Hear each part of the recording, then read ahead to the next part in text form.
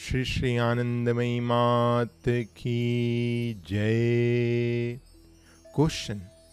Ma, if a person lives alone and therefore feels that he or she should keep a pet dog or cat, will it be a help since every creature is essentially God in one shape or other?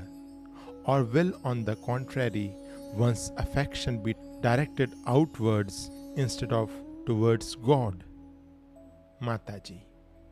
If someone has to live alone and wishes to keep a watchdog, there is no harm, for one is not likely to get attached to the animal.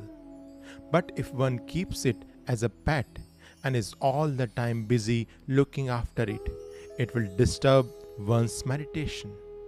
What one thinks about, that one becomes. Already you are bound to attend to your own physical needs, but taking on a pet, you will only multiply your material duties. This reminds me of a story, although it is not quite to the point. A sadhaka complained to his guru that he was quite incapable of concentrating on his meditation. The guru tried in vain all sorts of devices. Finally, he asked the disciple, "Whom do you love most?" "My buffalo," was the reply. "Very well," said the guru. "Sit down and concentrate on the buffalo." The disciple arranged for the animal's food and drink and then locked himself into his room.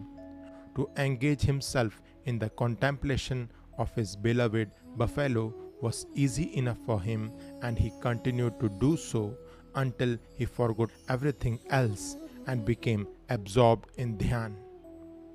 One day the Guru came to see how the disciple was faring, but could not find him anywhere.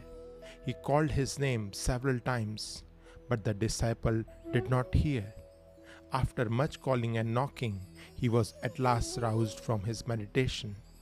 "Open the door and come outside," shouted the Guru.